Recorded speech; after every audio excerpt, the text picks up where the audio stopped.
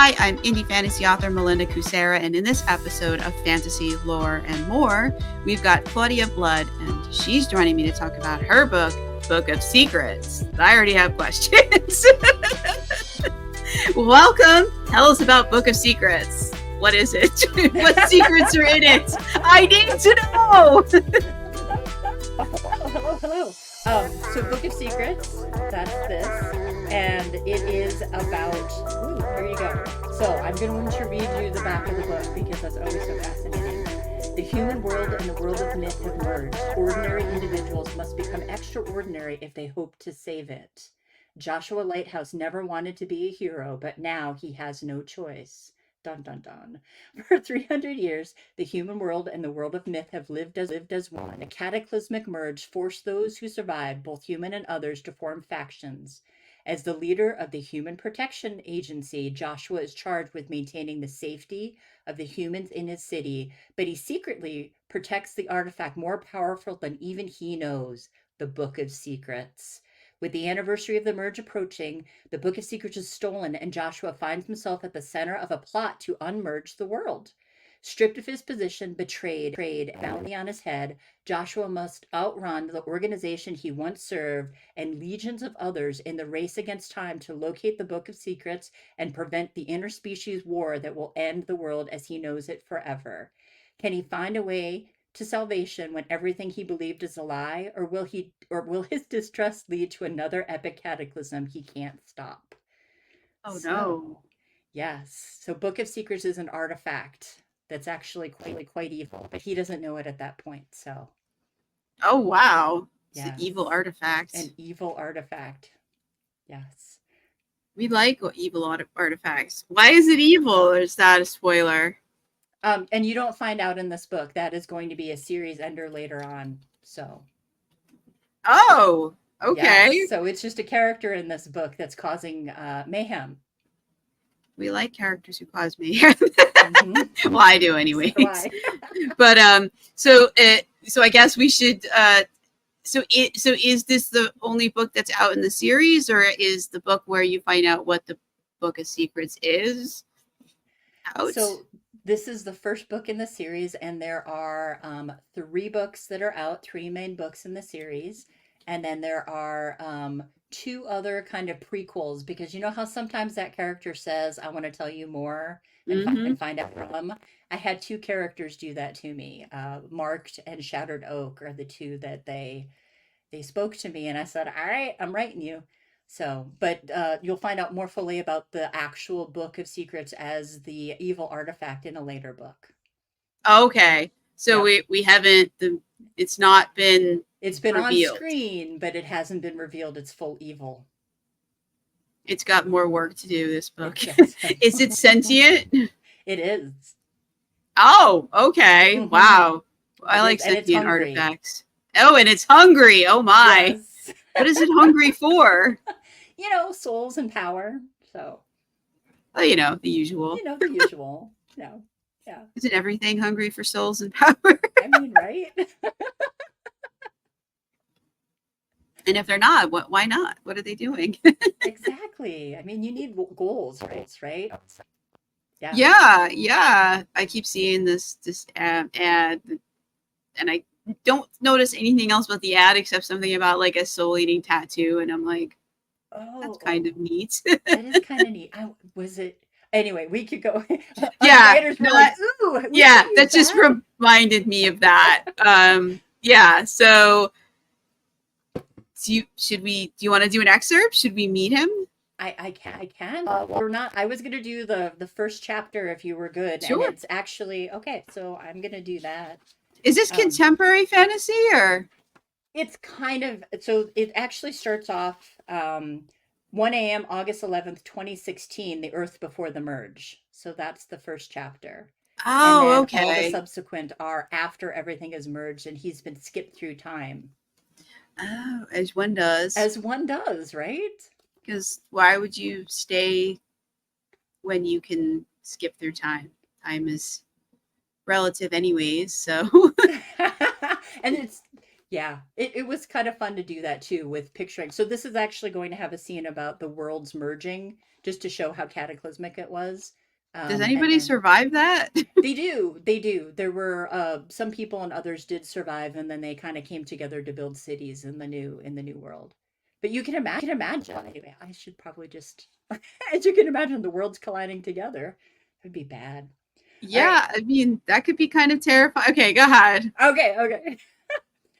Joshua Lighthouse's plan was simple: sneak out the window, climb to the roof, and watch the meteor shower. Nothing was going to stop him, not even the strange, heavy feeling which still hung in the air, the feeling of a storm coming. The forecast had been for clear skies, but he'd been unable to shake that something was coming, that something was wrong. Every year, the Perseid meteor shower came close to his birthday. This year, the peak fell on his 12th birthday, and the peak of the meteor shower would happen at his birth hour, and there was going to be an outburst, double the normal number of meteors. He tightened his hand around the backpack's handle hidden under his Star Wars bedspread. The details of the room were lost in the darkness. His new star projection clock didn't project enough light to chase away the dark shadows. Instead, it filled his room with a steady clicking like the mandibles of some giant ant. The digits on the clock took about a century to flip to 2 a.m. It was time. He pulled out the remote control from the side pocket of his bag. A button turned on the camera on his spybot hidden on the top of his parents' wardrobe. The lever made the spybot crawl out from behind the discarded baseball caps, cups, and change. The camera focused on his parents in his bed. His father's mouth open wide, his arm flung out with one hand touching the nightstand and the other part over his mom's pillow. His mom was hidden under the quilt with just the tips of her dark hair sticking out. Her arm hung over the side and twitched in time with his father's snoring. His parents were asleep. The remote snapped back in place in his bag, and he kicked off the covers. His toes sunk into the plush carpet as he crept across the room to open the window. The screen already sat hidden behind his dresser. He scanned the neighborhood. The streetlights stood silent guard between the dark houses. He pulled out the second remote and sent Betty, his other little robot, from her hiding spot at the top of the roof. She rolled to the edge and lowered the rope already around the chimney. It slithered down next to his window. The climb took a moment. From his vantage point on the roof, the neighborhood spread out beneath him. The neighbor's black lab, Petey, lifted his head from his paws, snorted, and curled back up in his kennel. Joshua pulled up the rope, tucked it behind the robot, back in their hiding place. 15 steps brought him to the faint chalk X, which marked the spot where the best view would be. In that spot, the chimney would block the light from downtown Rochester, and a gap in the trees would give him a wide view of the sky. He sat on the spot and unpacked snacks. Check. Binoculars around his neck. Check. A blanket for his legs to ward off the chill. Check. Then he settled back on the roof. The trees in the backyard swayed gently in the slight breeze. The roof was rough and warm on his back. The faint smell of backyard fire hung in the air. His eyes adjusted. The stars twinkled in swaths in the sky, looking like spilt salt on his mom's black granite countertop. Lines traced the first passing meteors. Only the faint hum of mosquitoes and the flutter of a bat broke the quiet. The Perseid meteor shower went on for an hour. His parents were sound asleep, so they'd never miss him. He'd be able to watch the whole thing. Bong! Bong! The deep tone of a gong told. He flinched and covered his ears, but it made no difference to the loudness of the noise. The gong had a deeper note than the bells of Assisi Heights up on the hill. When the bells of the Franciscan sisters rang, his chest lightened. No, this was something different. The seed of worry that had been nagging him sprouted. He tucked the blanket in his backpack and stood, walking towards the chimney, and braced his shoulder against it. His binoculars out, he scanned. Nothing seemed amiss. The neighborhood lay quiet and dark. But maybe it was too quiet. Silence so loud it echoed in his ears. The winds hid and the animals waited. But for what? To the south, the pink and blue lights of downtown Rochester glowed. The feeling of the storm approaching deepened, and his bones responded with an ache. He did a full circle scan, but saw nothing but cloudless, star-speckled sky. Was he imagining it? His eyes were drawn back to downtown. The stars behind the building disappeared. not blocked by clouds, but gone, as if they had been drawn in an etch-a-sketch and a kid had shaken it. The pit of his stomach gave another harder twist. Dark splotches swarmed the Mayo building, army ants overrunning its prey. The darkness faded and left a gaping hole in the skyline. The building was gone. The hare's body stood up as one. His heart drummed and he grabbed the chimney. The stone cut his fingers. The plumber building floated up in the air, water and sparks trailing after it. What was he seeing? It made no sense. He pinched himself, and the sharp pain made even less sense. He wasn't dreaming, but how could it be real? Waboomba! The roof shook. His foot slipped from under him, and only his hold on the chimney kept him upright. His hips, and he turned around. He turned towards the sound. A stone tower crunched the miller's house next door, leaving Petey howling in the backyard kennel. Black spots swarmed the kennel fence, and it disappeared. Petey tucked his tail and ran to the front of the house, yipping and whimpering. From across the street, Mrs. Lake bang opened her door. Petey huddled at her bare feet, hiding his head under her checkered robe. She gaped at the new stone building, mouth wide, hands to her chest. She seemed about ready to faint. At the bottom of the porch stairs, a single blue light grew until it looked like a swarm of fireflies. When they fizzled, a skinny woman with green feathered body and long black feathers crusting from her head appeared. Her feathers fluffed up, making her seem bigger. Her long, wailing cry broke the silence. Mrs. Lake fell back against the door, clutching her blanket. She took one deep breath. Her mouth hung open, eyes bulged. Joshua leaned closer to the chimney. If Mrs. Lake looked ready to freak, then this was all real. He pushed down his fear and scanned again. Black swarms took things away, and blue light brought them back. What made things move? The stone tower and the plumber building had moved. Another blue shimmer in the middle of the street, and a large hedge appeared, blocking the view of Mrs. Lake and the green bird lady. A deep fog rolled in, ushering the stench of rotten cabbage. The fog made it easier to see faint orange lines which crisscrossed the street, looking like a basket that was unraveling. Every third or fourth one brightened into a bolt of flickering orange lightning. A faint hum brought his attention to an orange belt inches away from the corner of his house. Stones and plants from the garden drifted up in the orange lightning. The orange lines must be what moved things. It thickened as he watched, embedding the orange inside the edge of his house. If the lines caused movement, that meant the house beneath him shook and lifted, leaving the rest of the neighborhood, the hedge and the fog all shrinking away. The orange light pulled his house higher and higher until everything on the ground was dollhouse-sized. He was flying. A strange exhilaration gripped him. Around him, more and more orange bolts brightened, dragging along objects. The bolts were not straight. Some turned, twisted around other bolts. A grove of trees flew from above him, raining black dirt caught in another orange bolt. When they sped past, a worm landed on his shoulder. He jerked. The worm squirmed on his shoulder just before it fell. That woke him up. He was in danger, just like the worm. Bap, bap, bap, bap. The trees smacked like machine gun fire into the floating gray castle. The castle must have appeared like the bird lady and the fog. The trees splintered into chips and left cracked stone. A man in armor held onto the buttress, which shook each time another tree hit. The castle sunk, following the orange line down.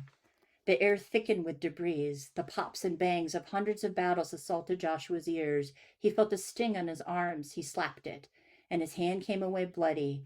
He must have been hit by some broken glass. Something pinged the roof, sending a shingle flying. The house shook each time an object battered it. His house had stayed together, which wasn't what should have happened. Houses weren't made to float and stay together, no matter what kids' movies might show. He had no idea why, but the far building acted like ships in the sea, and only when they crashed into something else did they break. So far, his house hadn't been hit by anything big enough to break it apart. The sharp tang of ozone and then a blue shimmer mid-air bird the long wooden tower that pierced the air like a spear and punctured his house. A mortal wound. The house shuddered. Pieces of Joshua's life fell away. His dresser, his train set, his clock plummeted. Where were his parents? He pulled out the monitor. The video camera, placed with such care, showed nothing but splinters and blood. The tower filled the whole floor. Mom? Dad? He whispered, his guts twisted like he had eaten a worm, that worm and all of his brothers. He rocked around the chimney, cheek pressed against the brick. The feeling of displaced air made him look up. A pyramid blotted out the sky and rushed towards him. Adrenaline came online and pulsed through his system. His heart picked up speed. Maybe if things came out of the blue light, he could use the light as a door to get out of here. He had no idea what was on the other side. It could even be worse. But he'd die for sure if he stayed here. He focused on the blue light still at the far end towers that had pierced the family house. He let go of the chimney and grabbed a rope attached to it, sliding down the way they did in the movies. Gravity no longer pulled, just down. It pulled down at first and then shifted to the right, causing him to slip and hit his shoulder on the house. The pain of hitting his shoulder blurred the edges of his vision. If he didn't move, he'd be crushed. He pulled hand over hand until he stood on the tower just outside his room. The tower had pierced his bed, obliterating his room. The last of the tower pulled out of the blue light, and the light shrank. The rope in his hand loosened. A brick from the chimney grazed his cheek. He had one shot to run across the tower and leap into the blue light. If he missed before the light disappeared, he would fall to his death or be crushed. The grinding of the rest of the house, battling and losing against the stone pyramid, faded as he focused on the 10 paces between him and the end of the tower. He stepped, his heart 100 times for each step. His breath panted out. On the 10th step, he leapt at the light now, the size of a paper plate, diving like he would off the high board, and fell. That was the end of the first chapter. And so that's when they merged the two worlds? That was the merge of the two worlds, and then he jumped to the blue light to skip forward in time. Oh, so his parents are not, yeah. Yep. Nobody he knows survived, so. Well, this is fantasy, so we kill off their... I mean, that's kind of a trope. Yeah. The orphan. So he skips ahead and he's still 12. And he's still 12, yep. And he lands and has good time with some of the others that he meets. In fact, he's not the only one who. So other people skipped ahead. Maybe they saw blue light. Maybe they saw pink light. Who knows? Or they survived the actual merge. But you figure all of the millions of people and all of the people from the other dimensions that were coming together, they all. Why are they merging? Did somebody was just like, screw it? There's too many versions. I can't handle this. So honestly, there's in one of the books it comes out that there was a spell that was cast, and it was cast because of a demon and because of the Book of Secrets, and so it was done intentionally to cause harm. Oh, well, I mean, you wouldn't do that to not cause harm. Well, I mean, that's true. So, yeah. I don't know. And poor Joshua. And then he does, it does open. So the next chapter is he's actually an adult. So it is. He grows up fast. He grows up. Yeah. So it doesn't do any of his background, but it grows up when he is actually the head of the HPA, which is the Human Protection Agency. And they've got a case. He lives in this kind of twisted city that has both others and humans living together. And there's something out there that is preying upon kids, because it'd be silly not to prey upon kids. I mean, they are, they are easy to prey on, which is and it's sad. The innocent blood that gets, that the bad guy in this book is actually after.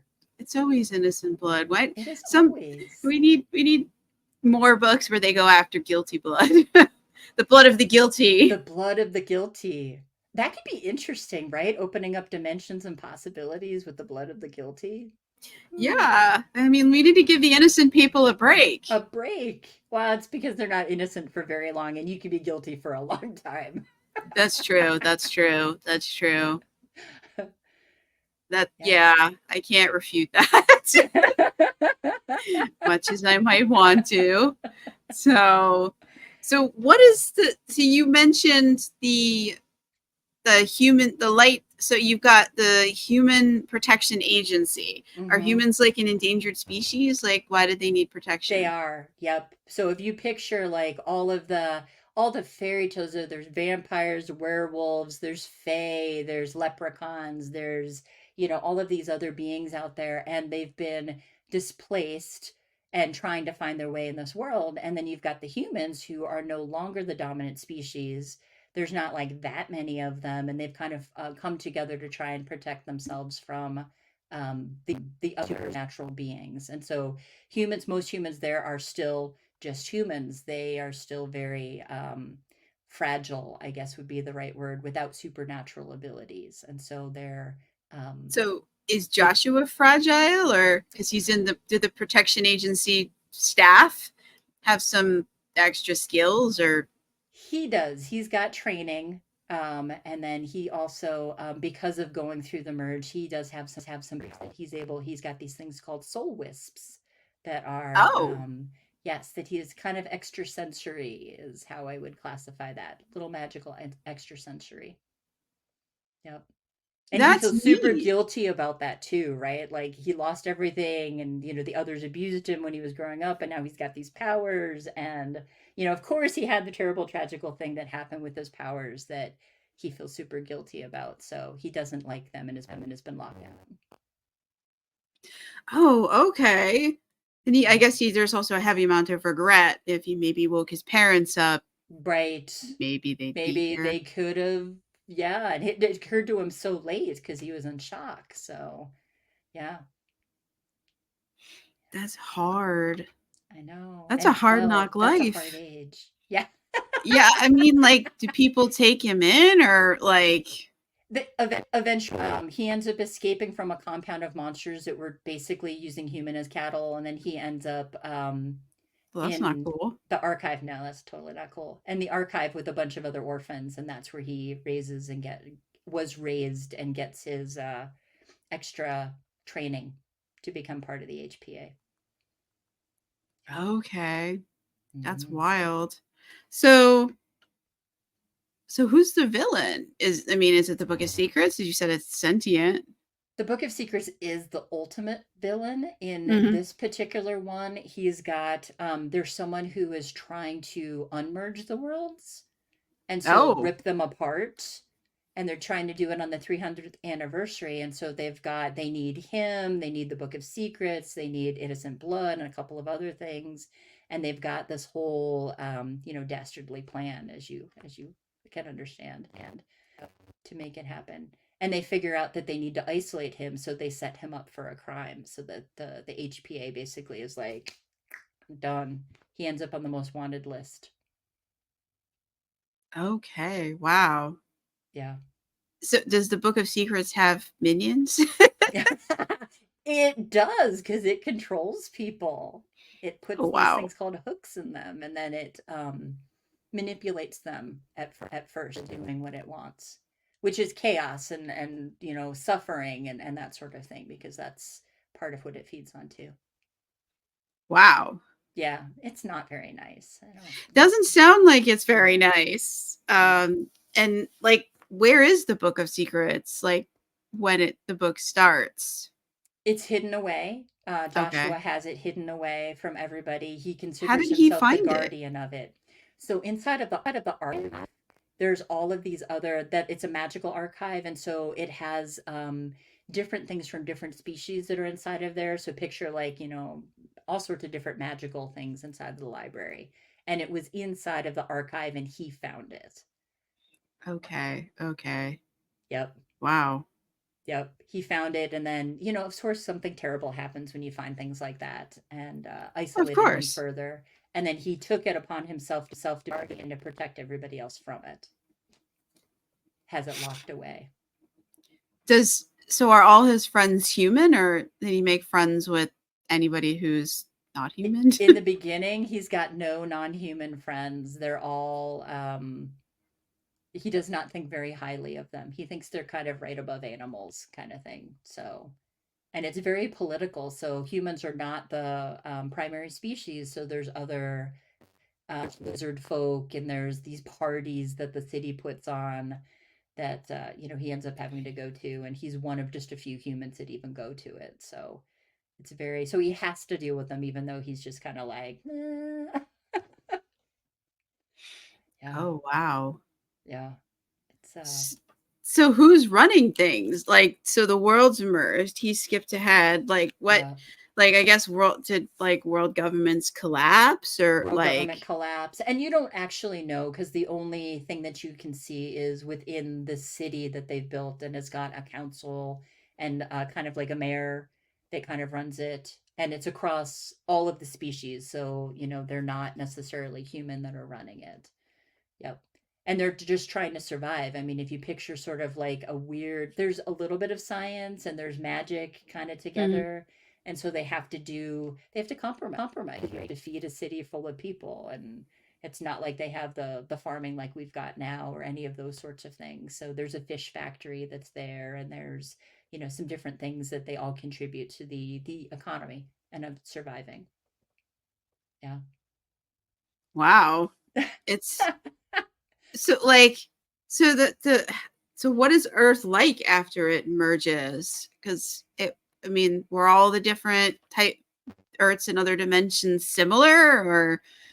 And the way that this book takes the stance on it, and this is just one take on it, but this is so it's not alternate dimensions, whereas like your different choices produce different dimensions or anything like that. Okay, This is gotcha. more like, here's the realm of elves, and here's the realm of demons, and here's the realm of, whatever. And that It's two of those, the one that we would consider myths, where most of the supernatural beings merged together with Earth. So it's still Earth, but everything that was on both worlds basically battled to try and take the spot on Earth. And it was very, tragic, as you can tell. yeah, like did a lot of humans survive? Mm-mm, mm-mm. I So mean, they're the minority. they are the minority. Yeah, there's probably a couple thousand maybe in the town at this point in And time. and like is that representative across the world?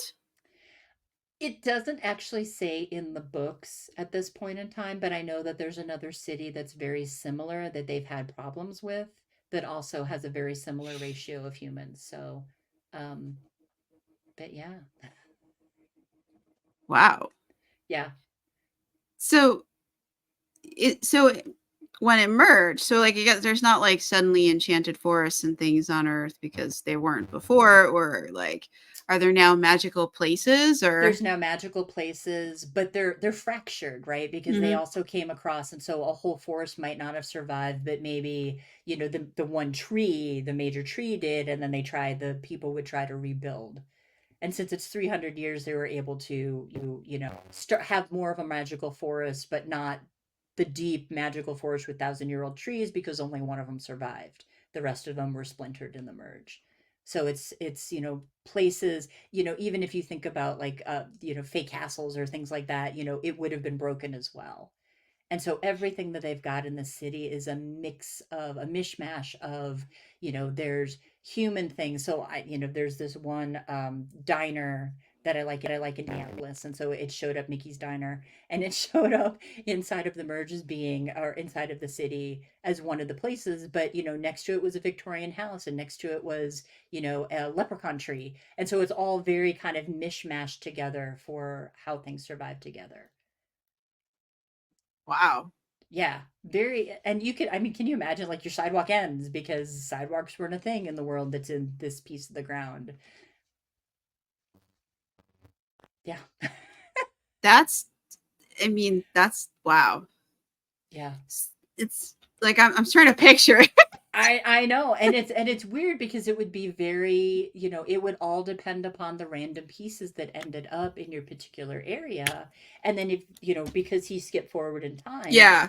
picture that 300 years after they were, building on it and trying to survive and Yeah. fighting and doing wars and together, because you tend to survive better together against the things that are out, Mhm. out in the world. So, um, and the archive really was sort of the library that has all of the consolidated knowledge across all the different species, things that have survived it.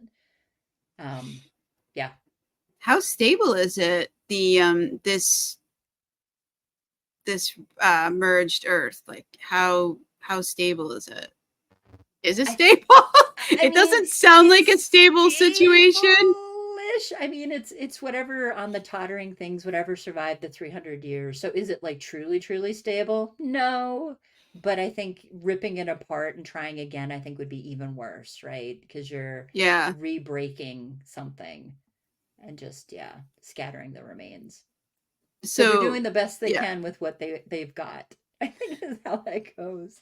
So it's not gonna like unmerge on its own. No, it's not going to unmerge. It would take an actual act by the people to unmerge it. And there's other dimensions too that have not merged. It was just these two that actually came together. And in a later book, there's something about the guardian of the thing that keeps the worlds apart and how it died and caused all sorts of different things. So, yeah. But the first book's about Joshua, and it focuses on sort of introducing that city that was built on those merge world, and some of the politics that go on in it, and him really coming to terms with realizing that the others aren't bad, the supernatural folks are not bad. It's just like humanity, where there's good and bad people. And so he does, by the end of the book, end up with friends and allies that are more true than his humans ended up being at the beginning. So, and he does, it does have. I tend to like happier endings where they succeed, like we were talking about earlier off camera. So yeah, it's not. I don't write horror, even though the Claudia Blood came from me thinking I was a horror writer. I can't write horror. I do want justice, happy endings, deserved endings maybe is more appropriate. Yeah. I could get behind deserved endings. Yeah. So you don't want things to be like forced. Right. And people do bad things and they should be punished for them. Yeah. Yeah. So, but yeah, it was a fun book. And the other two books, the next book is Thorn of the Rose, which is about his second that you'll meet. And then the third book is about Ren and a witch, and Ren also was in the first book. So it's a weird, and I just, this felt right for me, but it felt like he had told his story in this world, and then I moved on to the next person who had their story to tell about the world, with them trying to find their path and make things right for the things that were going on. Yeah. Wow. So how many books are going to be in the series? I think it's going to be 6. I've got Scale of the Dragon is on pre-order right now, which is the 4th book. Mm-hmm. And then I've got 2 more that are seeds in my head that I kind of have the gist of what's going on, but it just hasn't quite been written down. So, and then I think it'll be done after that, unless, I get a wild hair.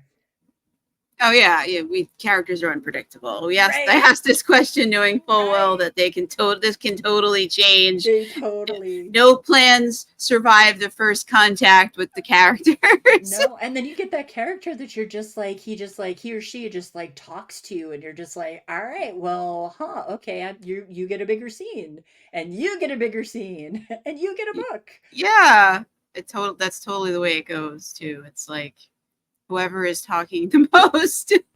Yep. Yeah. I completely, It's wild how that works too, because it's like the most talkative character gets the book. It is. Or the one that, like, from this book, the archivist of the archive used to be Joshua's old friend, and they had a falling out that's kind of explained in the book. But that 4th book, Scale of the Dragon, is him. And he's been like poking at me for all those other books, going, hey, when do I get to talk? Hey, when do I get to talk? And so, he's agoraphobic. So, or as I jokingly call it, angoraphobic, because he's afraid of, cats. But he can't leave the archive without stress because of his background. But anyway, that's Scale of the Dragon, which is the 4th book that's going to be coming out. Oh wow! And that's coming out when? Well, right now it's March of 2025, but we'll see if my muse is going to be a pain in the buttocks or if she's going to cooperate. Because you know how that Sometimes. goes. Yeah, yeah. The muse, she's fickle. She So is are so fickle. characters. So One are minute they can't characters. shut up, and then they're like, I'm not talking to you anymore. You gave that character, you gave that other character some page time, and I'm not happy about I'm that. not happy about it. And then you might have to go back and be like, fine, we'll throw away the scene and redo it. I mean, we do whatever we have to keep these crazy characters happy because they keep the story going. Yeah. Otherwise, the story stops. And this poor guy, like when with his backstory that kept Yeah. coming up, you start writing and then you're like, oh, and then what happened to you? Oh, dude, seriously? All right. Well, I mean, you're telling me this, so okay. So he's got very tragic backstory. Yeah, that's the way it goes, unfortunately. It is the way it goes. We would love to give all of our characters, happy, but that's not. It doesn't work then Yeah, because no, something it has to doesn't. happen, or they're like, well, I'm just gonna, go to school the next day. Thanks, mom and dad. Yeah, I know, and it's hard because you don't want to constantly make something bad happen, Right. but it's you need a certain amount of drama for the story to for it to be interesting. Yep. And for the characters to experience change. Something has to get them out of their comfort zone, and sometimes it's something good because something good can push you out of your comfort zone too. And that's true. very often it's not. I think it's always bad. I don't, for me, whatever. Like, it's always like that knock on the door, and then it's like, it's not the good you won the lottery kind of knock on the door, but the knock on the door where, oh, look, your parents are dead, or, whatever. Yeah. If the series gets long enough, you can't, things constantly being bad is too repetitive. Yep. So you gotta allow good things, situations to change for the better. Yep. Upgrade their living situation. Maybe they get a better job, better whatever, some good. Maybe they get a day off or a holiday. See, I always get that at the end of the book. Like the books that I've written, they've all had like an upward, like the HPA ends up closing, but they're going to reopen it and make it an integrated agency to protect everybody, to protect the weak of all of the different. Like that's going to be their thing. And to me, that's better, right? Like you're protecting more people and you've got more people you can bring as agents. Yeah. Do they see it as a good thing?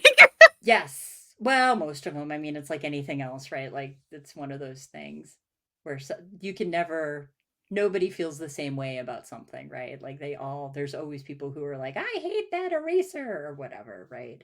Yeah. Yeah. That's true. The thing that I really liked about, so this is like, we were talking about a little bit like brushed on like how stories, ideas come to you. I had this dream for this book, and it was this guy, and he was going up to what looked like a metal detector. And when you went through it, all the alarms started blaring, and it declared him as not being human. So it was this machine that detected whether or not you were truly human at the entrance to the tower that they were going into.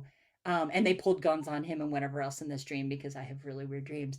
But there was a scene like that that's actually in this book where the Human Protection Agency does have a machine that tests whether or not you're human before you can go into the building. And I was like, I don't know, for whatever reason, that was intriguing. Oh, wow. That's wow.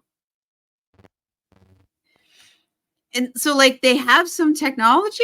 They do have some technology. Yeah. Yeah, but not a lot. It's like the magic is stronger than the technology. They must have lost too many scientists. I don't know. Okay. But there's nothing interfering, because Nope. sometimes in some books, magic and technology are antithetical to each other.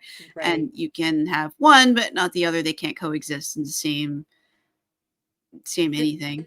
This is more like there is technology. So there's an elevator and he's got a refrigerator, like an old time refrigerator he found, but he couldn't, there's no electricity into his where he's staying. So he's got these little creatures called winter bugs, I think, that are, that live in his fridge that make it cold because that's what they do is they generate cold. So, it's sort of like that weird merging of the technology and magic. And it would be kind of interesting to explore if they could get the right person who knew about science better, if they could actually fix some of the infrastructure and do some of Yeah. those things. But the majority, if you think about it, there's only 1,000, humans in this particular city, and everybody else came from a non-science world.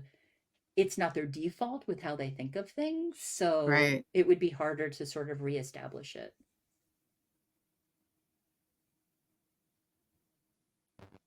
Wow.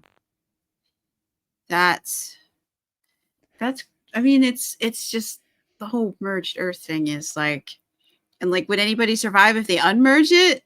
No, I don't probably. I mean, the world population is so much lower. I think the only reason that there were survivors of the first event is because there were so many people, Mm. right? So there's, if you do a whatever percentage of somebody surviving, you'll have a percentage of survivors, and with such a big population, you would end up with, survivors. But at this point, if the humans are already such a low percentage, unmerging it, I can imagine that being catastrophic and eliminating species. So unless you use magic, I suppose, to protect them, but let's not do that. That's not what's going to happen. I don't think. I mean, who You knows? you don't think? You Well, know how it goes. yeah, yeah. So it's like wow. So all right. So the interspecies war, Hmm. I think that's mentioned in the blurb. Hmm. So who is on each side of it? So there are these beings called arrows that they're kind of like they've got wings and they're kind of people shaped with wings, and then Mhm. there's like these folks, and then there's those are probably the two biggest factions. They've got the most survivors from it and the most people within the same society. They're not as scattered as the humans are within the marketplace. Like the humans really haven't super come together. They're still kind of scattered. But the arrows have this, the rookery. So it's this big tower that they've got all of the flying creatures that are part of their allies. And so Mhm. and then the lizard folks are kind of like there's like a desert sort of scape just outside of town where they're underground and fairly populous. And so, those two are some of the bigger factions inside of the city. Um, they also I've got these giant, they're called Krylons, and they're these giant sort of stone golemly things that are Mhm. guards and very used as defense. And so there's always this, like, if you piss off the people that are in power, they might send them to crush your building or try and take out your little sanctuary. um and then there's other little smaller factions. There's a Shifterville that has a bunch of different shifter types. So there's the ones that I mentioned specifically are wolves and foxes, but there's other ones that sort of band together because they're kind of closer together than the arrows or the lizard folk. So um yeah, so those are probably the three biggest factions in there, and then like a little faction of humans just because we're snarly. Mhm. We're snarly.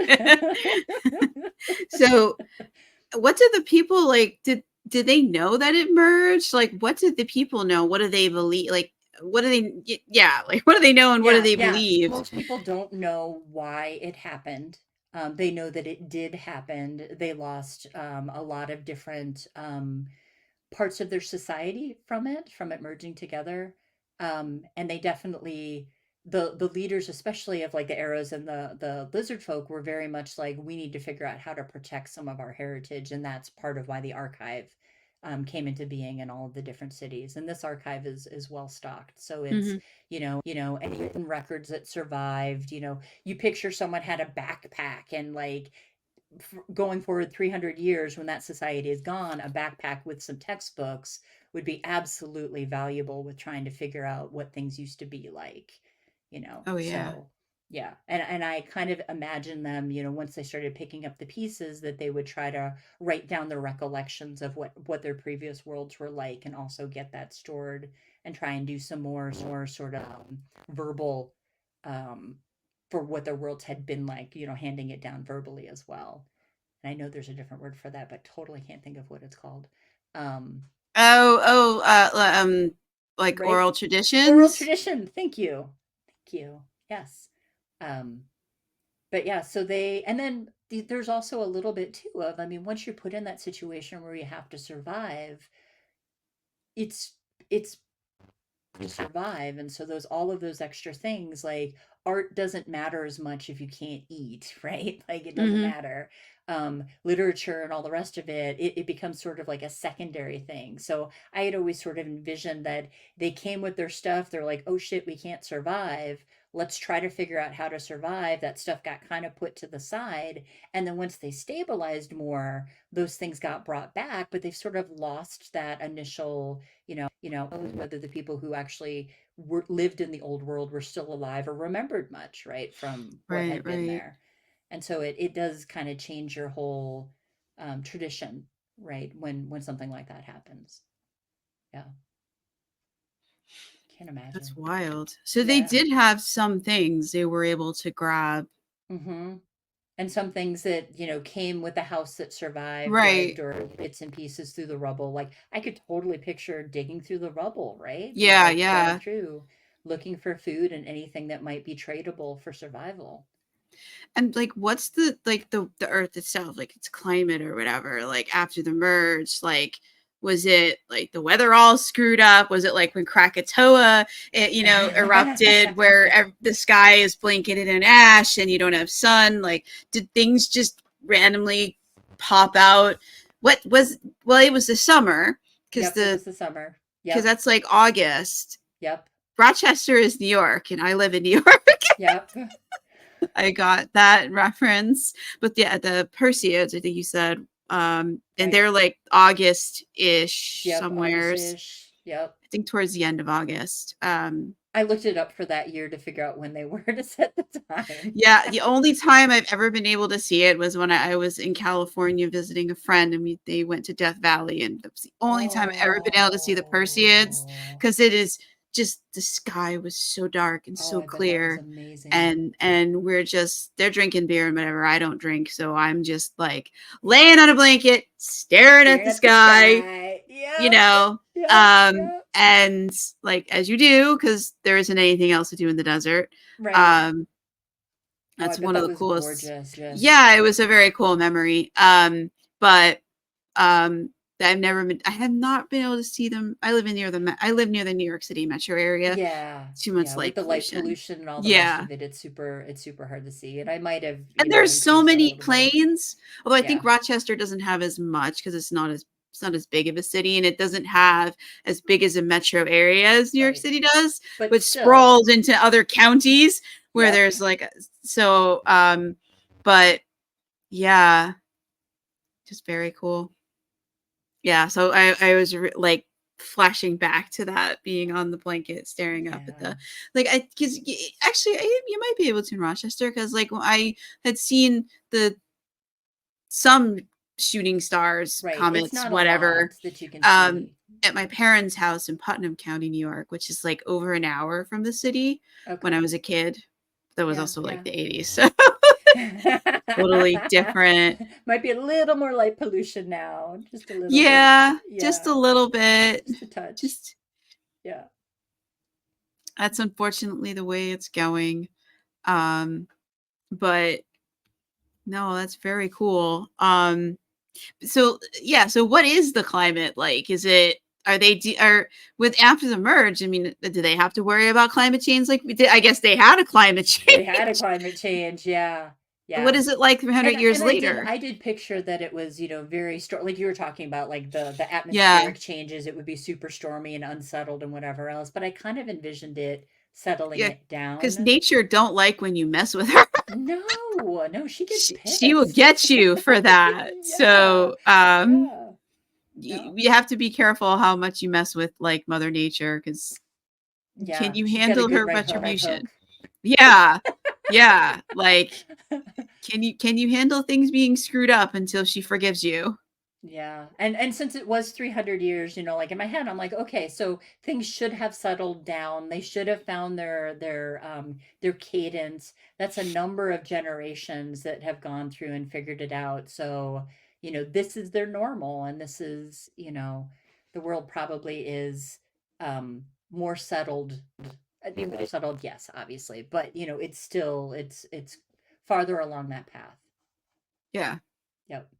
And I can see people holding on to the shards of their heritage too, which is why they didn't bulldoze everything and try to rebuild in some way. So, who would you rebuild as if you've got all of these different communities sort of vying for the space?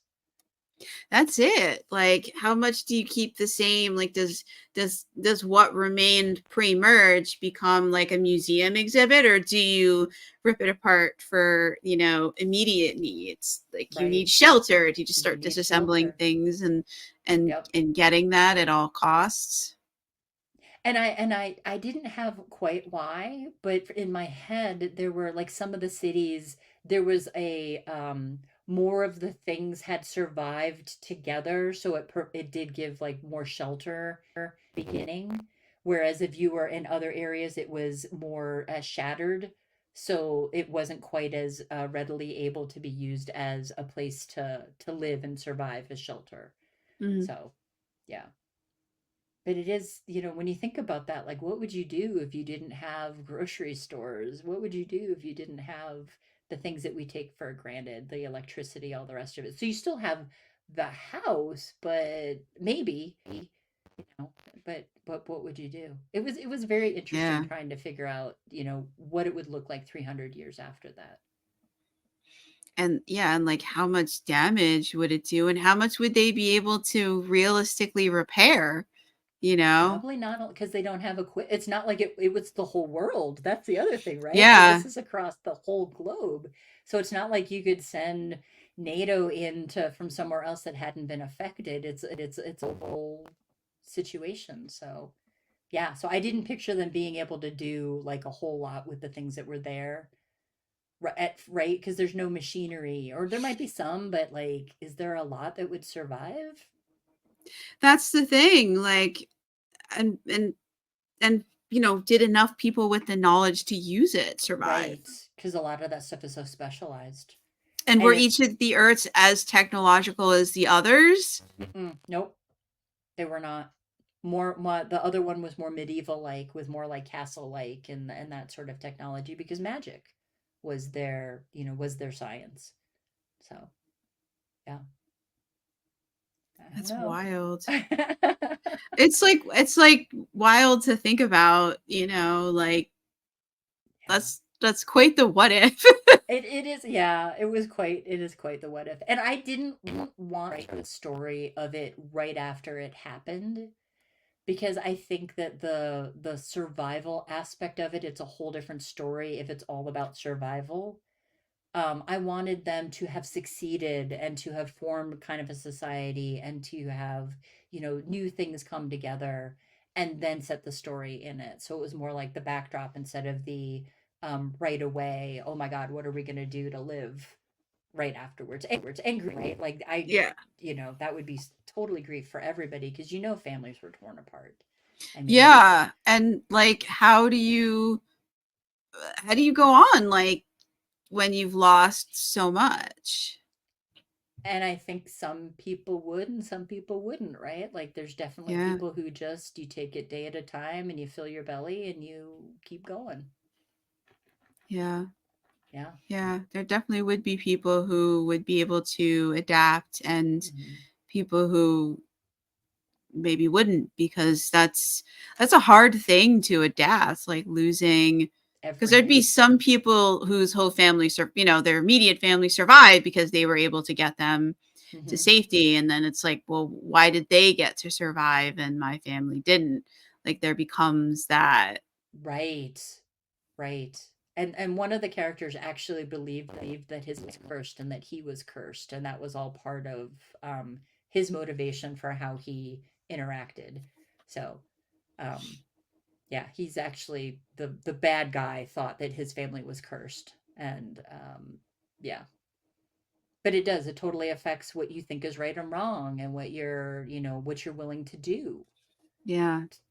So To survive. And to then what survive. do you pass on? Because 300 years is like multiple generations have Mm-hmm. passed who have been living there. So, like, what do you pass on? Like, what parts of, because you have an opportunity to curate what came before and decide what you're going to pass on. Yeah, and it's because it's multiple too, right? Because it's the humans that are doing that, it's the arrows that are doing that, it's the lizard, it's the shifters, it's right, so they all come with their piece of the puzzle to form a new puzzle. Yeah. And then what happens? I guess you get war when your worldview and someone else's does not line up. Mm-hmm. Unless there's some pressure to, if survival's at stake, then maybe you can come together. So and I That's do, true. right? Like if the city's attacked, right? Are you going to kill your neighbor? Or are you going to protect the city from whatever's coming in to try and steal what little you have? It's true. It becomes like a choice. Mm-hmm. How are you going to react? How are you going to react? Yeah, Yeah, this is your moment. yeah. It's but Joshua, he's probably, of all the books that I've written, he's probably one of my favorite characters. And I think because he went through so much and then he grew so much during the book and really, took the blinders off, because you can be very myopic if you're not Mhm. not careful in life, and especially if you've gone through trauma as he did. Um, so I think he is just one of my favorite characters because of what he went through, and how he survived, right, after he was done. So yeah, and Yeah, I it's do. just go on. No, I was gonna say, and I do have. I don't do romance. Like my books are not romance, but there are sometimes romance subplots, and he deserved a romantic subplot, so he does have a romantic subplot in it. But it's not, if they wouldn't have gotten together, the book still would have gone the same basic way. So it's not, core to the story. Yeah. It's And I not okay. Yeah, Poor but guy. it's there. Yeah. He just can't catch a break. No. He can't, but he did. I remember he survived to the end. He saves the world. Or is that's not a spoiler, right? I already said I do sort of, justified endings. The bad guy gets his Yeah, just desserts. He saved the world. Probably not the way yeah. he wanted to, but It's hey. people read for the how. At least I hope they read. They Yeah. read. Our books for the how do they do it, not How did the they do like it? do they do it. Of course they do it. We wouldn't Right. be writing it if they didn't, because it wouldn't be a fun story. It'd be a tragedy, and It'd be a tragedy. And I mean, there's enough of that. I don't want to write yeah. that. Oh yeah, like that's what dark fantasy is for, like for the Right. not guaranteed happy ending. For those of us who are not writing dark fantasy, Yep. And which is fine. I mean, people like that too. somehow it's all gonna work out. We don't know. The, Somehow. And that's the the fun, characters right? don't know. We are Yep. gonna figure it out together, because we don't have we don't have a choice. We have to figure it out. We don't get to not figure it out. Or the book doesn't end, I suppose. Yeah, I Yeah. don't like when that happens, because then the book just feels like it goes on and on. I'm like, no, okay, y'all need to. There's a thing you have to do, and you either have to do it or find something else that needs to be done first. Yes. Like, because sometimes Yep. to take on the villain, you realize, well, I can't get to them because they're in Mordor,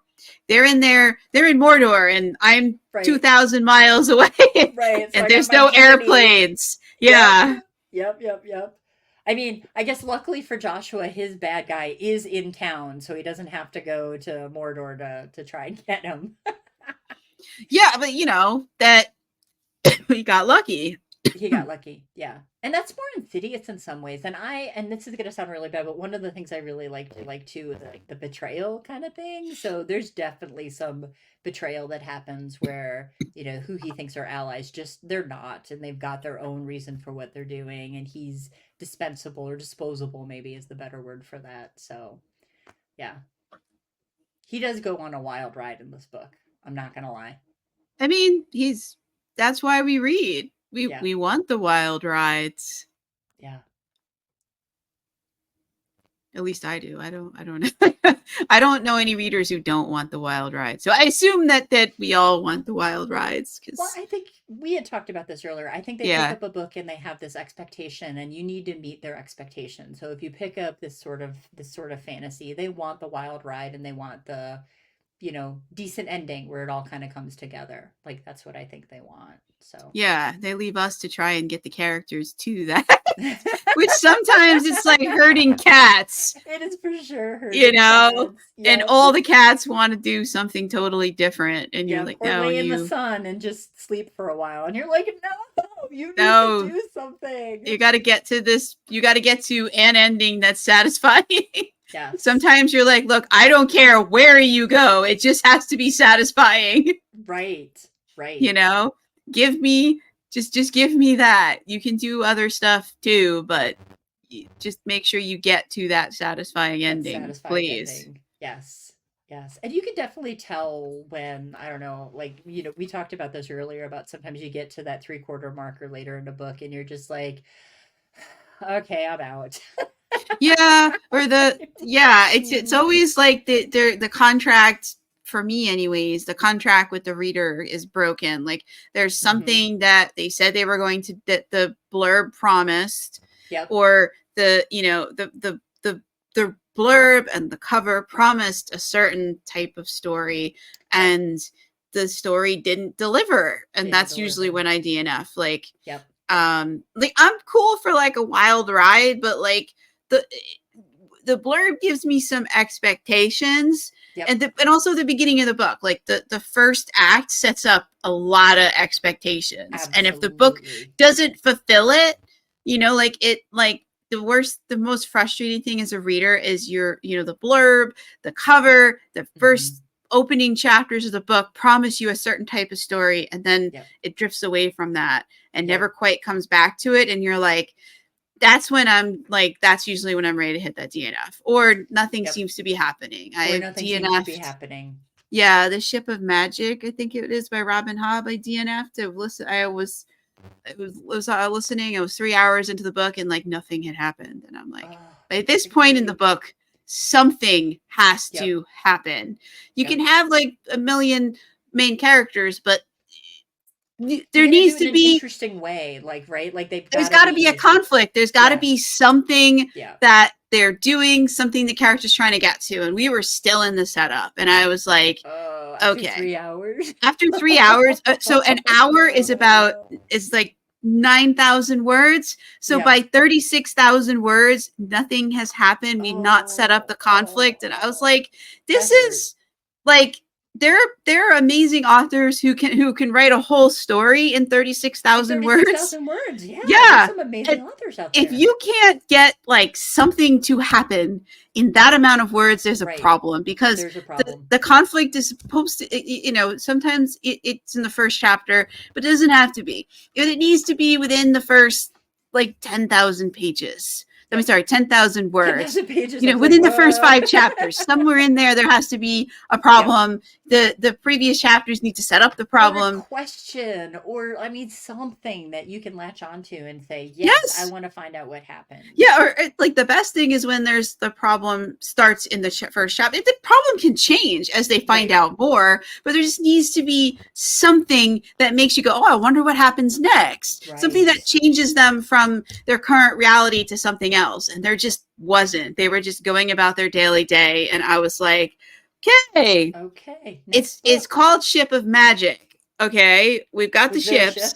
Okay, where's the magic? Okay, and like I had read, she's an excellent writer, like words wise. Yep. I had read the Assassins, I forgot what it's, the Farseer series with the assassin and all that, and I stopped reading after a while because it was just never going to get better, and he was just constantly going to be abused, and I got sick of that. It was like, he's never going to get better, he's going to constantly be abused, and he's not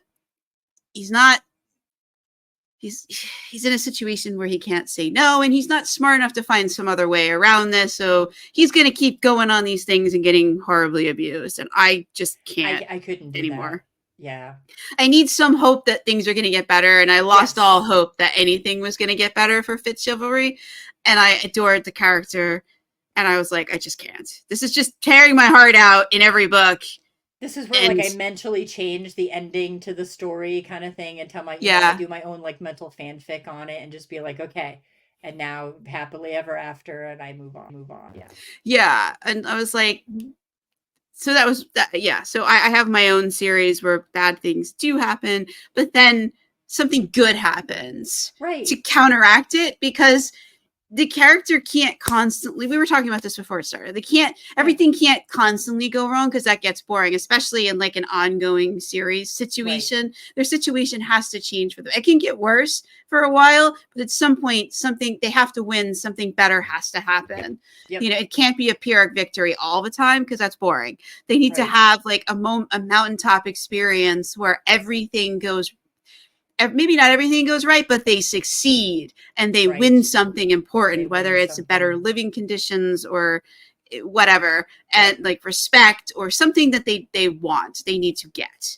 Mm-hmm. And then, you know, things can get bad again, but then at some point they have to achieve it. Well, I did that in one of my series.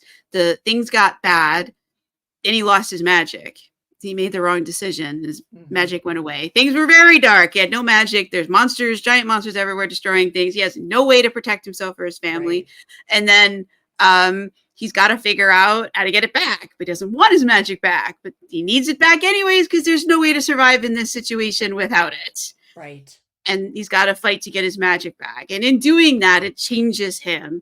Right. And now he's not the same person that he was. And he makes different choices. And he wins. And he gets defeats them. So he gets his magic back. He's on top of the world. He has won. And and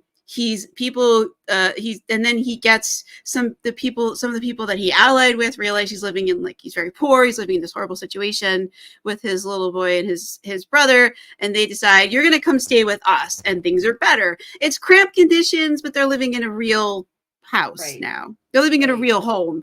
You know, they're not living in a cave anymore. And he's not traveling as far to get food. You know, it's a better situation, but it presents new dangers because his son is little and curious, and he knows how to get out the door, and they're much closer to people and other things. And his son goes, I'm going to go look for dragons. So things get bad again because the son goes missing and he's got to go find him. But then he does. It's kind of bad, right? Yeah, like that's it. It's a different kind of bad. Yeah, because his son is missing. He's got to find the little boy, and and he does, and the boy got, you know, kidnapped by his enemies. He gets the kid back, and in doing that, he ended up, some other people that he knew decided they wanted to help him. They didn't know what was going on, and they just involved themselves anyways, and they helped him get the kid back, but they didn't know he had a son, and now they're like, okay, the situation now is not really good. We're going to change it again to something different. We lost something, but we won something. Yep. Yeah. Yeah. And I feel like that, because I feel like that helps, because then every book you're not sure, like, is things gonna get worse? Are they gonna get better? Or are they gonna, you know, so there's that like question mark. Mm-hmm. Well, and I do think that we didn't talk about this, but it sort of like was related about, like, you asked like if the series was going to end. And so there's a difference between an open series and a closed series, right? Like, and in my mind, in a closed series, like, you've got a, you know, the overarching thing that's going wrong generally, right? That happens. And then when you end it, you can have it be different and good and better and not worry about what next twist is. Whereas the open series, like, I would struggle, because after a while, like, there's only so many different things that can go wrong for a character. Right. And, you know, we've seen, I think you would agree, like, some of the different TV shows where you're just like, they should have ended it the previous season. Right. Like, you're just like, what they're doing makes no sense. And it's just like, yes, I love the characters, but this is kind of, so But I'm hoping that by only having a couple more books that I can end it on a good note, I can have it, all together. And then if we were talking about earlier, if the whim takes me that I really want the story of insert whoever here, Mm-hmm. then I can do it, but it's not necessarily like as a part of the main book flow. Yes. Yeah. Right? You can have that extra side novella or whatever that you just are like, hey, I really want to talk about dragons or whatever. Or a new problem, because just because we problem. solved the problems that were going on in those 7 books, 2 years from now, something else could be going on. True. Or things could start, things could be unstable. Then they could figure out maybe the merge isn't as stable as we thought it was. Right. Like there's all kind, like, especially in a world like that, like it seems like you'd have like a lot of different, there's probably problems that people are not paying attention to, right? Because there's a big picture problem that we have to deal with right now, or cataclysm, and that tends to take focus away from smaller problems. But once that goes away and people stop coming together to fix that problem, the cracks start to show. Right. And so you can do smaller stories, and then you could, in that smaller story, you can discover, oh, this is a really big crack here. This is something that might require another book or maybe a couple of books to deal with, because it's quite a world. Yeah, it was and where does it go? That you could set things in the future. And then, I could see why people, would think that it would be better if people got separated. That was part of the premise, was with the unmerges. They thought that, well, if we went back to just having humans and having all the supernatural going back to where they were, then we would recreate our society and we would have learned lessons and we would be better, right? Like that was their whole, thinking that it would be better if they did that. So, but yeah, I mean, can you imagine? And even a different city might be a whole total set of problems, right? Like this one has the river, so they're able to do the fishing and they're able to get sort of like some magical energy from the water, et cetera, et cetera. Well, if it was a different city, they would have, what if it's up in the mountains? How would that change what was available and what they might be able to do? Yeah. That's it. Like I see, a lot of possibilities for stories in there. Like, what if they're in the desert before it merged? What, maybe you're living in a yurt. Like, did everybody run out of the yurt and get in, did a whole village manage to survive? Right. Because they're small villages and they're very close knit. Yeah. Can you imagine? Yeah. So it's interesting. But then I will confess that I am kind of a squirrel. And so I've got that, series, but then I have, you have the plot series. Buddies hopping in the back of your mind, trying to get attention. So I've totally got another sci-fi series that is more sci-fi, less fantasy, that, is in the forefront of my mind. And so you're like, okay, I can put this away for now, and then I'm going to go play with this other, toy. Then you could turn around and be like Stephen King and be like, these, or Sanderson, and be like, these things that seem disparate take place in the same universe. Yeah, that would be hard with the merge, though. Maybe there's another merge. Right, it'd have to be this time like it's out in space, though. That would be fun. Oh my gosh. No, and it doesn't help that I like time travel too. So, having that little time travel, skipping forward, I do that. I hate time travel. Really. I did one time travel series, and I broke all of the magic for time magic, so I can never do it again. So it's done. It's over. It's done once. We can never repeat this. The magic to go into the future still exists, but no going into the past. There's no back to the future anymore. There's no back to the past, and no, broken. This doesn't happen anymore. That's so funny. That's one of those things people get very passionate about, I think, like time travel. Like if you're a nerd like us, right? Like so hard to plot.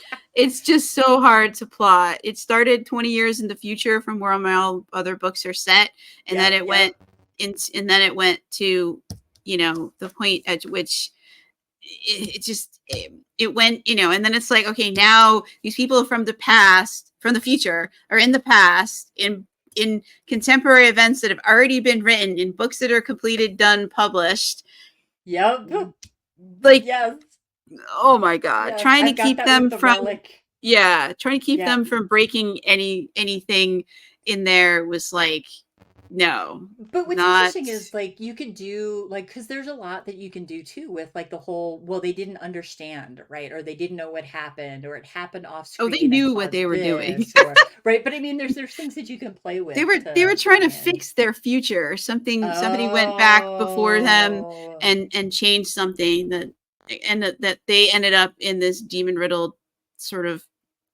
I don't write dark stuff, so it's humorous. It would be an apocalyptic dark situation if somebody else wrote it, but I wrote it, so it was humorous. um, nice. to keep it from being super dark, and they don't like it, and they're going to go back and figure out what the event is, and nothing is Try and going to fix stop it. them, You and have they're to gonna. pick your time travel model, right? Like whether or not that spawns other universes or whether you truly can change it and it causes, ripples or whatever. Like you'd have to pick your, Yeah, no, we what you broke the believe. time magic. We reset the timeline. I don't care that this is spoiling it. I'm Sorry, never guys. doing this again. It's on Kickstarter right now. You can get all the time madness. Oh, fun. I'm never doing it again. So enjoy. No Fun. more. No going to the past anymore. If we go to the past, it'll be people won't be traveling there. The book will be set there. And we will just Which is different, which is totally yes. different. And we will Yes, that's just totally different. show events that happened then through the Right. characters' eyes who actually lived it. No more people from the future who know things and no. Oh, see, and I've got this. So the Relic trilogy, there's the Horizon is one of the one of the reasons that it happened. She's this she died. Her mom invented time travel to try and get her. She ended up finding aliens and they invented time travel, but it was a bad idea and whatever. And so but this girl ends up surviving because she was pulled forward in time and rescued. Um and because of time dilation, her mom is still alive but older. And so there's this whole book that I'm in middle of writing where she ends up going back to the various events inside of there and sort of giving off-screen shoves to the things that are going on because they want to keep the timeline. They want to keep it so that the time rift closes and it's done and everything stays shut and they can continue living forward instead of having sort of like this another time bubble happen.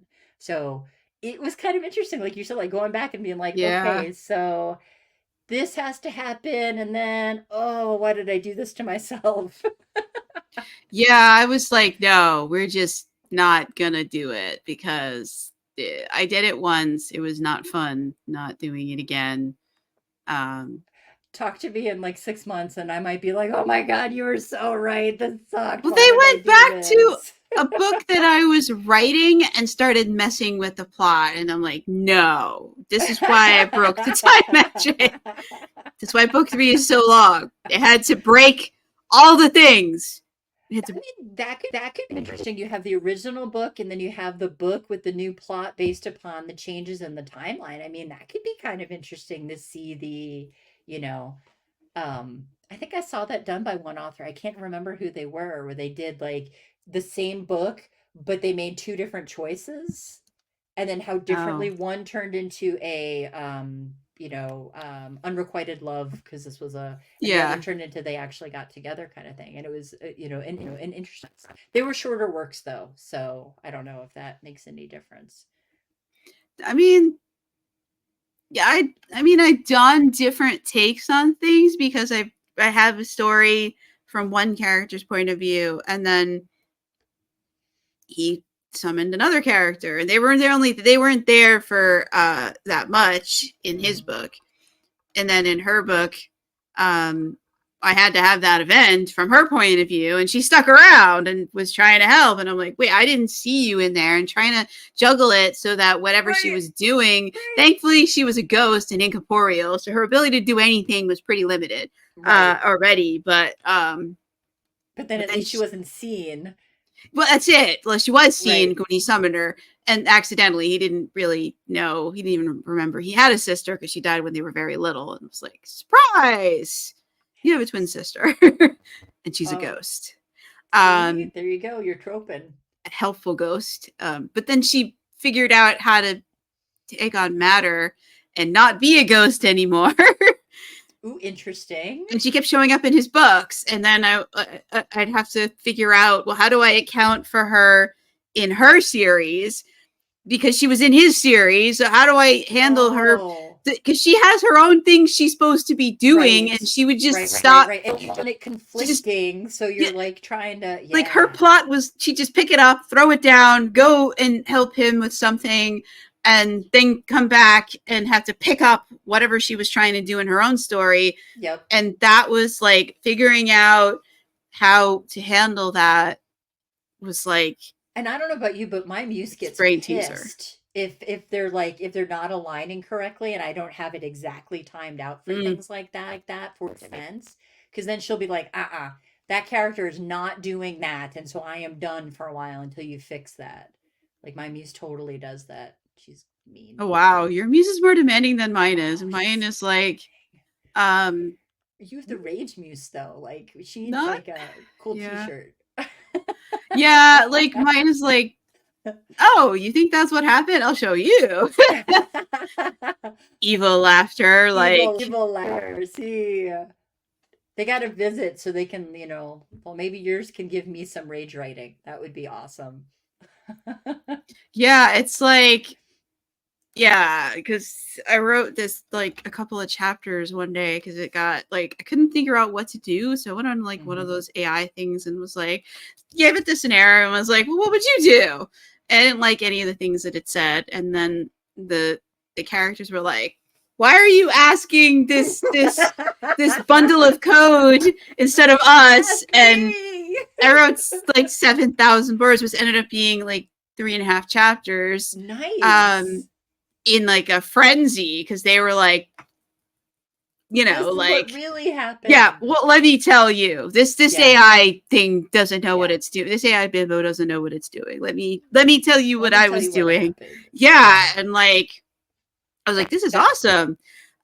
I need to cheat on you with the AI more often so you get angry and tell me what happened. Until they break up with you because of cheating. Right? But yeah. No, I don't know. Fickle muses are a thing. I don't know. Mine is super fickle. And as soon as there's something that's just not right, and she's non-communicative, so like I have to try and figure out what her problem is. It's like the I would try it. Ever. See if you can if you can get your muse jealous of the AI so that anything that'll get the muse to talk to you, do it. Yes. We do all sorts of crazy things to try and get the muse to talk to us. Oh yeah. I mean, yeah. That's my favorite trick now is to just ask one of the AIs, and I'll just read a few sentences of it, and that's usually enough to completely enrage. So mad, and you'll be like, no. Yeah. And they're like, that's not what I did. Let me tell you. And yes, please do tell me. I'm ready to take notes now. Oh, that is super funny. I'm in middle of writing this. I've got another series. I call it the At the Cabin series, which is sort of like it's up in northern Minnesota, supernatural detective agency.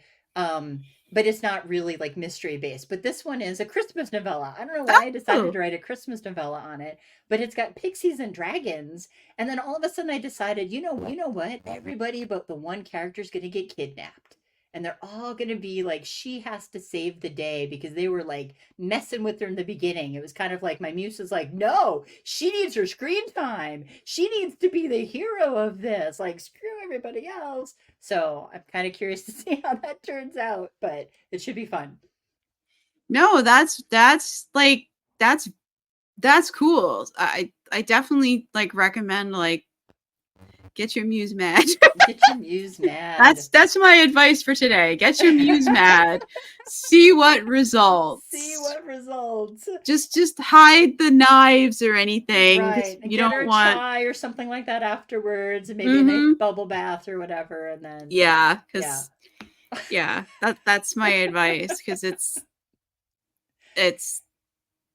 and whatever helps you get the words out, like that's the important thing. That is the important thing. Because readers can't read what happens next, and that's what we and the muse and the characters, that's what we all want, is to deliver the next story to them in a timely manner.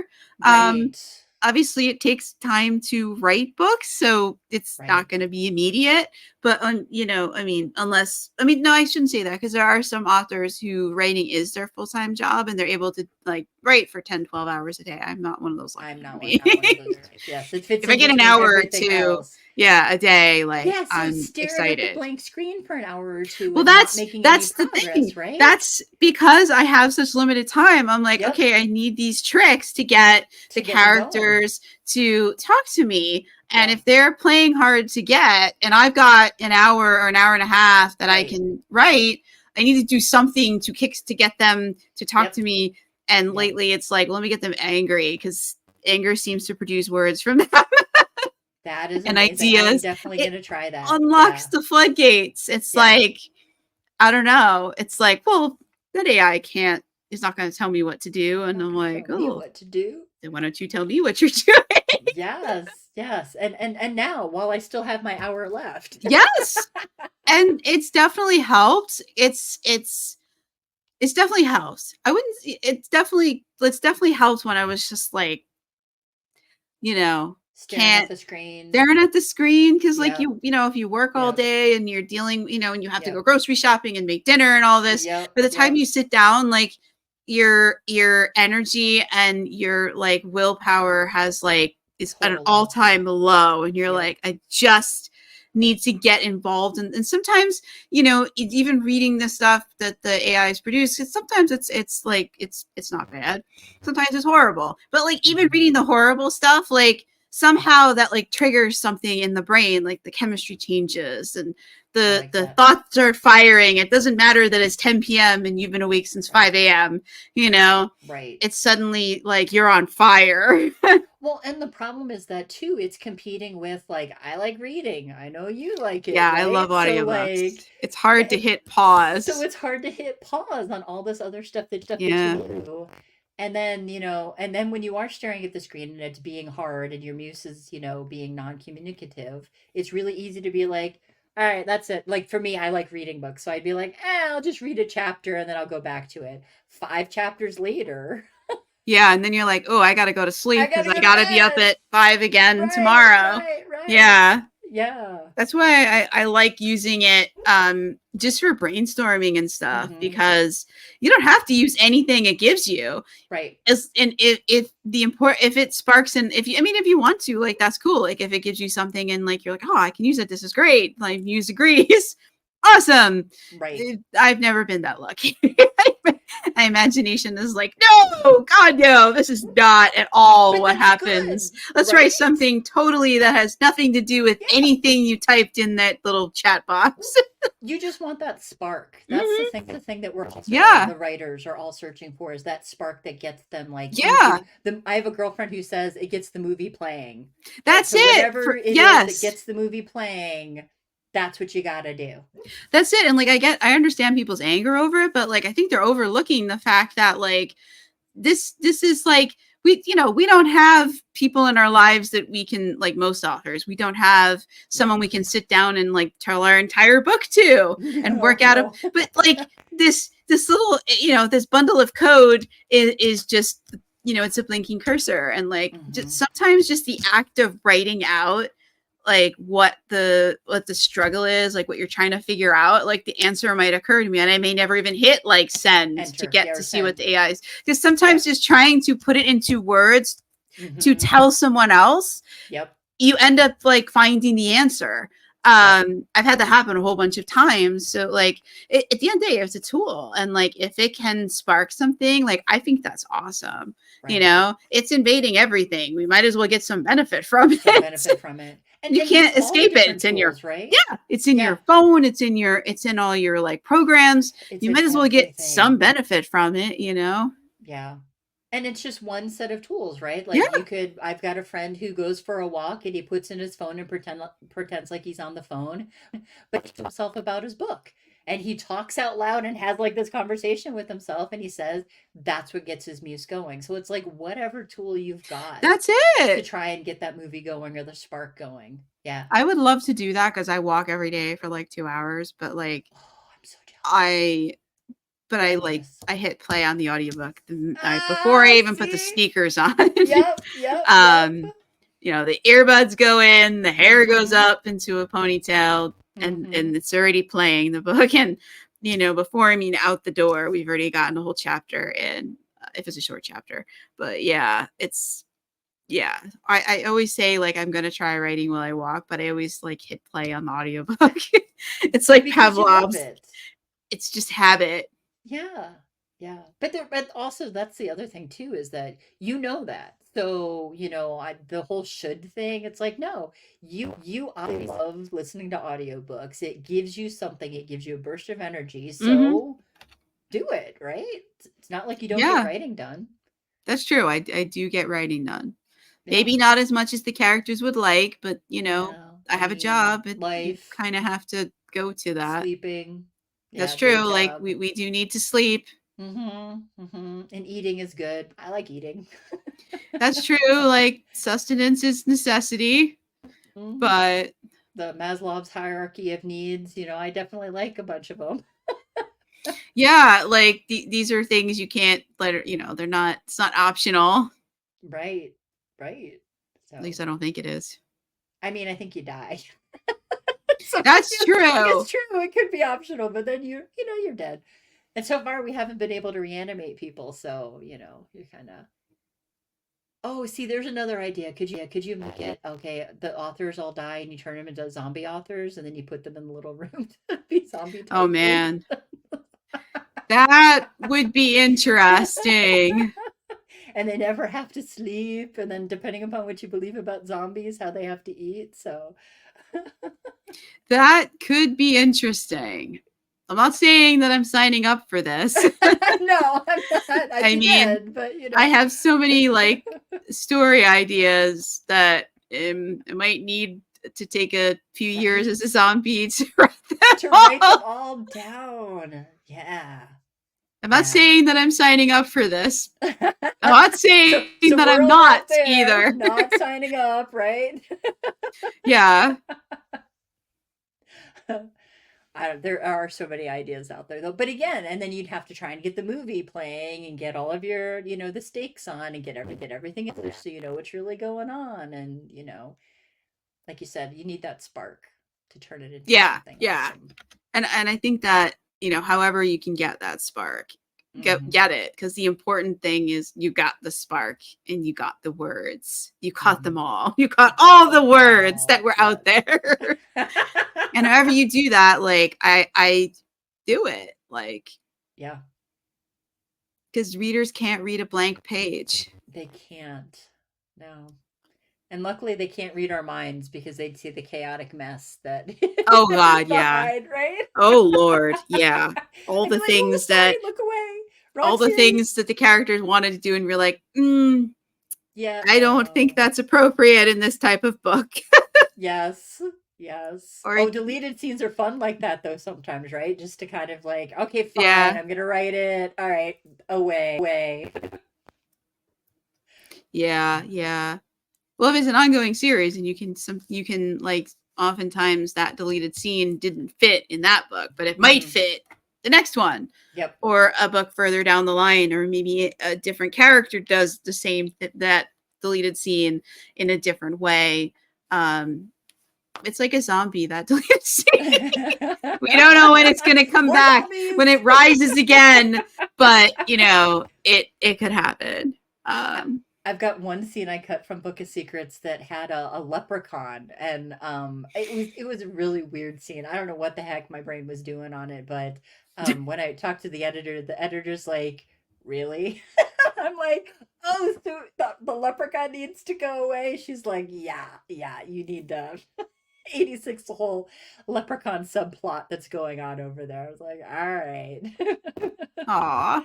But I don't think it wouldn't fit in any other book. So it's kind of like, I mean, who knows? Maybe you're right. It'll be resurrected or turn into a zombie or whatever. But You never know. Like, you never know. You might need that leprechaun for something later. Like, the way like books go, like I mhm. never say never, because there's no way to know. Right. I'd probably have to rewrite it. I don't. How many times have you done that with that scene, and then you think, oh, it's perfect here, and you put it there, and you're like, with a rewrite. Yeah, yeah. Well, maybe. Maybe.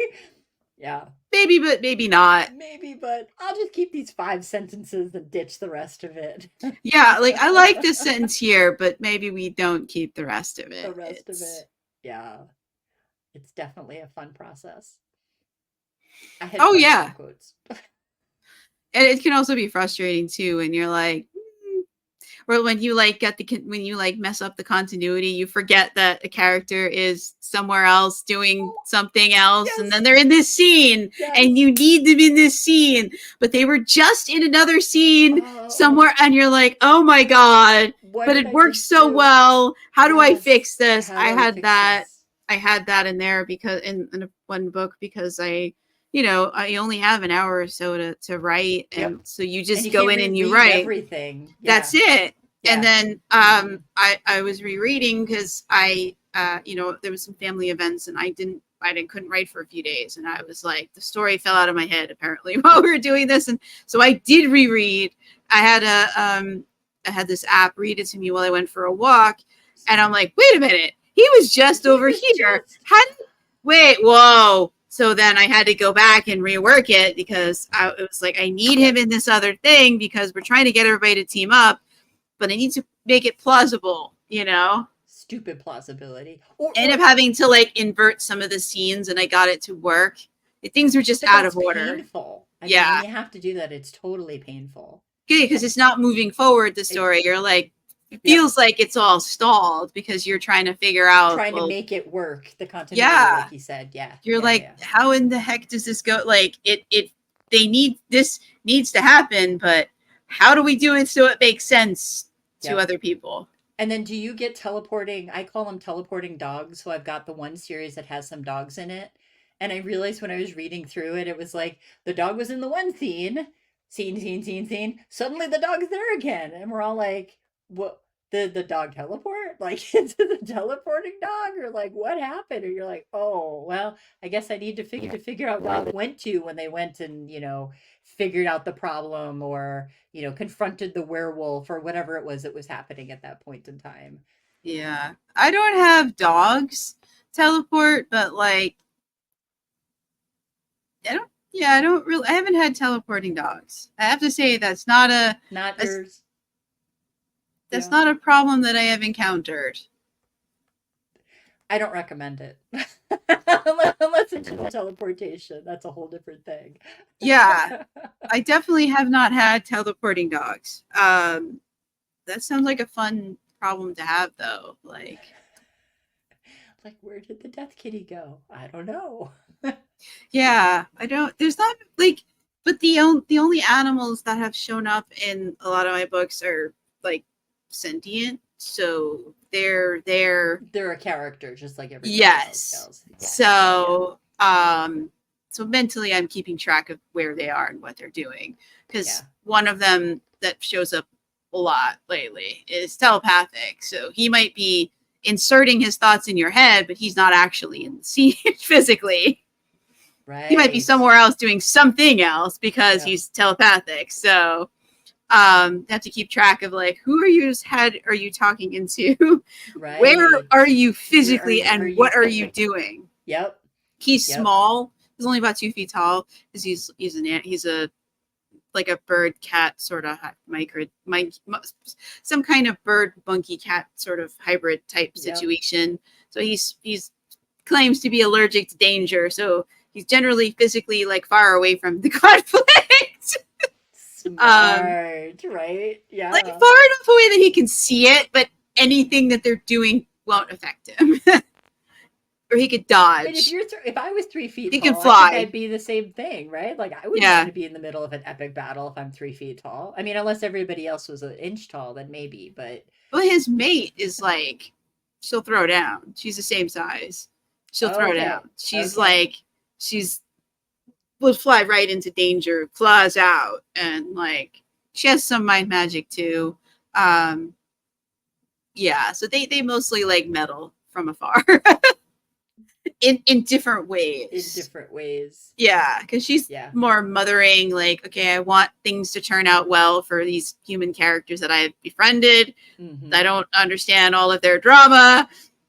I'm gonna try and understand it so I can help push the drama in the right direction, that things turn out I could well. see that being like, oh, I pushed something. Oops, I shouldn't have done it. Right. Yeah, right? while her mate is like, let me play both sides against the middle for funsies. Oh. And then things go a bit too far off the rails, and he's like, oh, my bad. Maybe I should get involved and fix things. Fun. Very fun. That mischievous. No, what's that character type called that does that all the time? The trickster. Yes, he is definitely a trickster. So we've got Yeah, that layer. Those are fun. Now, and then we have what people are actually doing and saying to each other and their own. So I'm trying to keep track of what's going on in the psychic plane, what's going on in the physical plane, and I'm like, in the magical plane. Like, can we just not do all of this? It's a lot of plotting. Look in the mirror and say, why do you do this to yourself? Why do you like complicated? Why? Because with your hour, I have no answer. It would be so easier. Exactly. I have no answer for that question. That's the sad thing. Yeah.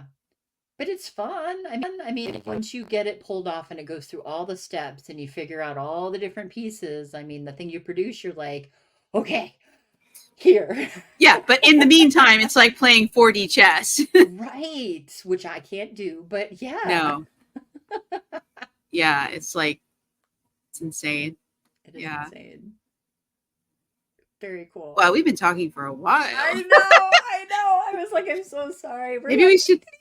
Yeah, no, it's been a good conversation. It's been a very interesting world. Thank you for giving me a glimpse into it, and for talking about it, and for coming on the podcast. Is there anything else that you want to say about Book of Secrets, Scale of the Dragon, Thorn of the Rose? Thorn of the Rose and Feather of Prophecy. Oh, Feather of Prophecy. Oh, and you know what I really love doing is when you have that like secret and it's like, and then at the end and you're like, oh, look, it's up. Oh no, I can't say it. No. It's I spoil everything. Okay, so Feather of Prophecy totally has a phoenix. It needed a phoenix, and it totally has a phoenix. That's awesome. And do they rise from the ashes? They do, and they're being prevented and controlled by a demon, and so they have to actually. The whole book is about trying to get the phoenix to come back. Oh wow! Yeah, that's wild. I'm so excited about that one. And I'm guessing Scale of the Dragon has a dragon. It does. It has a dragon. Yes, it has a dragon egg in it that was created from the previous one. They the merge had scattered all the dragon essence, and so they had these little, call them meeps, and so they had little like hordes of meeps that would come together, and the witch finally figured out to get them to come together so that it would form the egg. Otherwise, there weren't any other dragons in the world. So yeah. So now there's a dragon baby coming along. There's a dragon baby coming along. Yeah. I like dragon babies. I have 2 right now. Do you? Yeah. I have multiple series. They all take place in the same world, in the same country. The characters crisscross between them. So there are 2 baby dragons. There's also a mother dragon who's trying her best to look out for that. It would probably be hard in that world, I'm guessing. Well, she's living underneath a human city, so that would be surrounded by an enchanted forest. Yeah. In a country where magic is actually illegal. That would be difficult. Yeah. Mm-hmm. Yeah. But I mean, of course they outlawed it. I mean, that's what we do, right? Of course. But, nature is not going to respect the law. That is true. Yes. Nature's like, screw you. Nature has its own laws. Mm-hmm. And just the geography of the place and everything. That's why it has magic. They can pass all the laws they like, but it's not going to change anything about... It's not going to change the fact that there is a lot of magic there. Right. That'd be like saying, sorry, wind, you can't be here. It's like there's like poles of magic, and this country happens to be like the pole of magic for this type of magic is inside the country. That would, yeah. So sorry, guys. Sorry, but it's literally impossible for you to get rid of magic here. Like, literally, it's coming out of the ground. Yep. it's, you might want to move the country a few thousand miles in any direction. Sure magic has benefits that they like, right? Like, I'm sure that there's probably like some lush things going on being, fed by magic, so they probably wouldn't want to leave.